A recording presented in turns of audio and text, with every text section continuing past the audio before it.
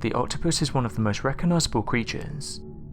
They're known for having 8 arms and being able to squeeze into small places. A well-known defense mechanism these creatures use is to squirt ink at potential predators. Many people aren't aware that the blue-ringed octopus is one of the ocean's most interesting but lethal creatures. These tiny creatures have been called the chameleons of the sea. The blue-ringed octopus is also extremely venomous. It's only about the size of a human hand, but the toxins found in the bite of the blue-ringed octopus can kill a full-grown man. For self-defense they use the same toxins found in pufferfish. However, a full-grown blue-ringed octopus has enough venom to kill 26 adult humans at the same time. Worryingly, there's no antidote to the blue-ringed octopus toxin, so those that suffer a bite should seek out a hospital immediately. Over the years, these creatures have fascinated researchers. Recently, scientists have discovered that octopus, squid and other cephalopods evolve completely differently from every other organism on the planet.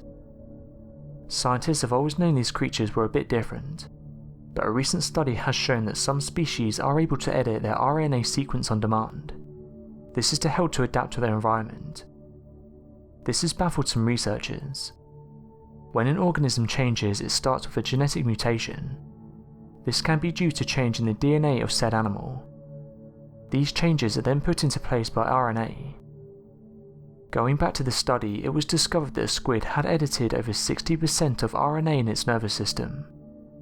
This meant this creature was able to adapt to whatever it wanted at any given time.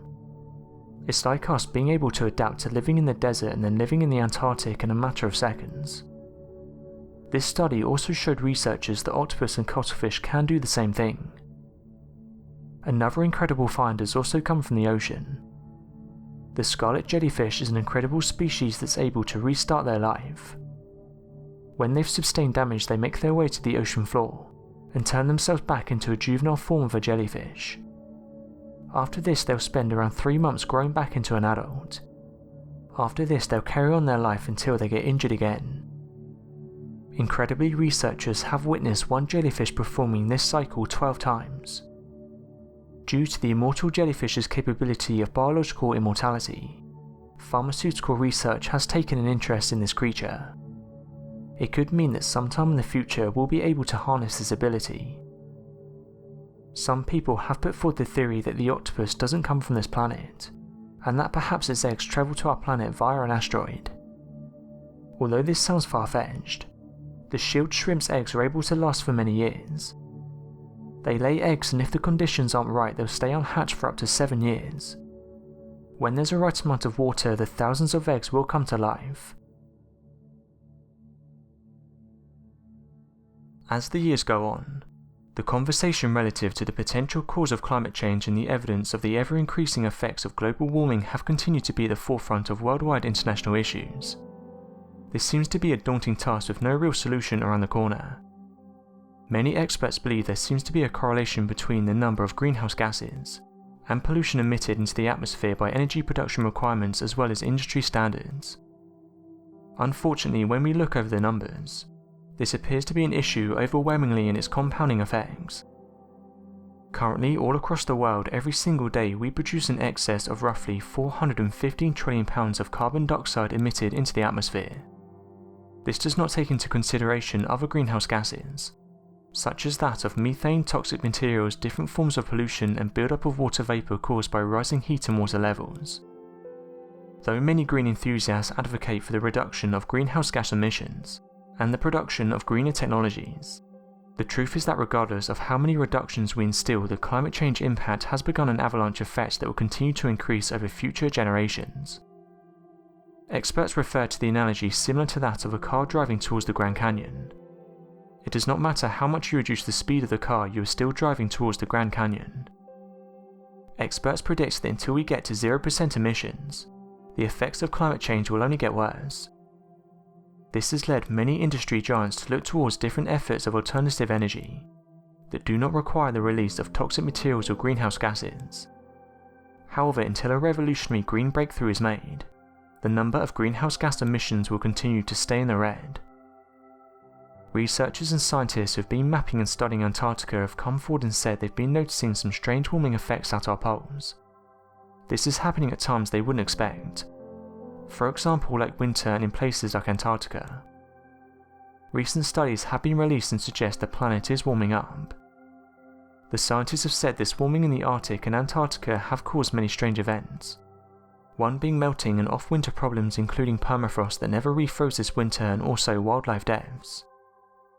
The National Oceanic and Atmospheric Administration released the following statement.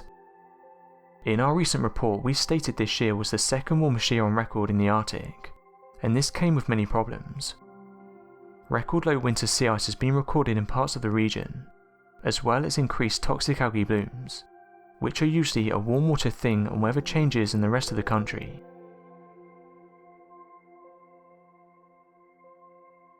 Noah's Ark is something that many of us have heard of. Our entire world is fascinated by the story of Noah's Ark. Some people even try to build and replicate the entire thing.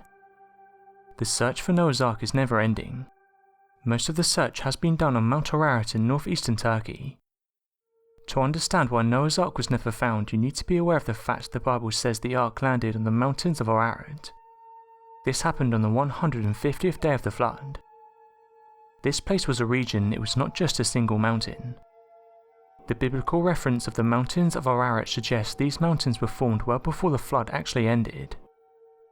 The flood itself was a massive catastrophe that pretty much reshaped the planet's entire geology. The surface of our planet continued to change since then. Whether Noah's Ark is ever going to be found we don't know, but it's important to mention that Mount Ararat rests upon volcanic strata right on top of sediments which are laid down by the flood. This is some people's theories anyway. Some have said that it's obvious we're never going to find Noah's Ark on the mountain. These same people state it's very much possible that Noah's Ark will never be found at all. However, some researchers have said they discovered wood on the anomaly. They claim this was part of the original structure and say this is proof the story is fact. Chinese and Turkish explorers say they're 99% sure this wood is the real deal. It was discovered by a 15-member team. Then they claim that carbon dating proved this wood is over 4,800 years old. Scientists have said, however, that none of this is possible. They say it's not scientifically conceivable the Ark ended up on top of the 15,000 feet tall Mount Ararat. Quite simply, there's not enough water on Earth to rise water levels that high. And in case you were thinking that plate tectonics raised the mountain's peak since Noah's time, Mount Ararat was just as tall and out of reach then as now. The Ararat anomaly is very unlikely to be an ark. 5 years ago, the director of the Boston University Center for Remote Sensing told Life Science that believers are interpreting satellite images of a biased outlook. He said the following: "Up to this time, all of the images I've seen can be interpreted as natural landforms. The feature that is being interpreted as the anomaly is to me the ledge of a rock in partial shadow, with varied thickness of snow and ice cover. But there are those that are loyal to the idea that this is the real Noah's Ark."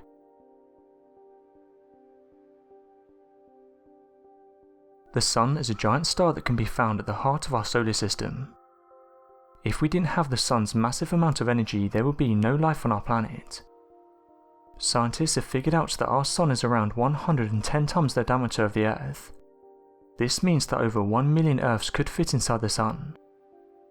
The outside of the Sun is over 10,000 degrees Fahrenheit. However, that's nothing compared to the core, which can reach more than 27 million degrees Fahrenheit. NASA have said that to match the energy the Sun produces, you would have to set off 100 billion tons of dynamite every second. Recently, NASA announced that a massive solar storm hit our planet in the past. It's thought this occurred around 2,500 to 2,700 years ago, and it's believed to have been 10 times stronger than any solar storm we've recorded in the modern day.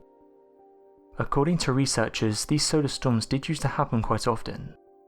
In fact, it's only due to our magnetosphere that we're kept safe. This protects all life on Earth from most of the particles the Sun emits. Going back thousands of years ago when this massive storm hit our planet, it would have caused radiation issues. Another issue in today's world is the exposure of spacecrafts to these particles. They can shut down electronics and other systems. This high energy could hit our planet at any given time. Scientists have said that our planet is always at risk of being hit with these particles from space. It's interesting to note that these particles are one of the reasons that we see incredible lights at the poles. On the flip side though, although they can look spectacular, they are damaging, messing with GPS signals and radio waves. During early February last year, there was headlines that suggested a solar storm was going to cause havoc around the world. It focused on the fact that our communication system would go down, and this would lead to us not being able to communicate via telephones or computers. However, scientists said this was a big exaggeration. The reason it didn't do damage was because this solar storm wasn't a powerful one. Interestingly, researchers have said that no large solar event has happened during a manned space mission. However, between the Apollo 16 and 17 mission, a large event did happen, but there was no manned mission during this time. If an astronaut was exposed to this solar event, it would have caused radiation sickness. Over the years, there have been many strange discoveries in the Arctic. However, one that didn't really gain much attention was this. It appears to show what looks like a circular object in the water. As you can imagine, many people have come forward with their theories. Some have suggested this object could be some type of UFO. Over the last 100 years, there have been rumours of UFO sightings in the coldest regions on Earth. If we take Antarctica for an example, there have been supposed relics and ancient buildings discovered. Around the world, we find evidence of pyramid structures that have often challenged our modern notion of the age of humanity, and the technological and developmental might of our early civilizations.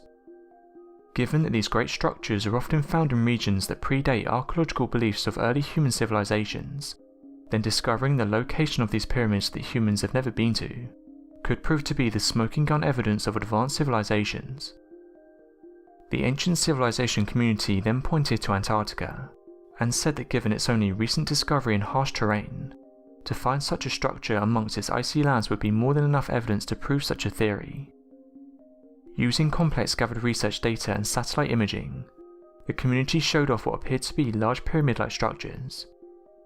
However, scientists have said that what's actually being seen is mountainous areas, further saying that they've even sent researchers here and there's nothing strange going on.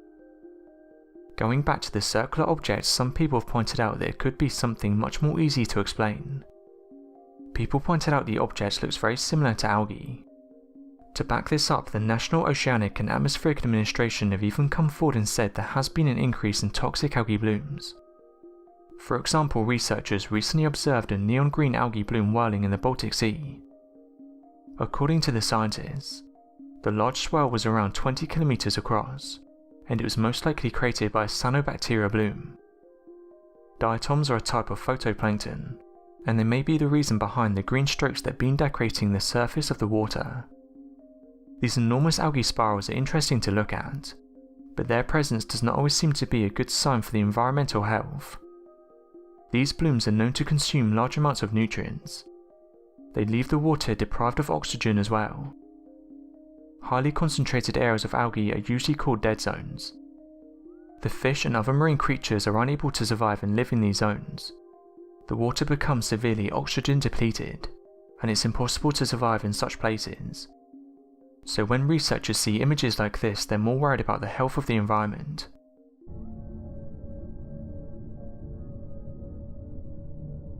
Thank you for watching, and don't forget to subscribe for more videos.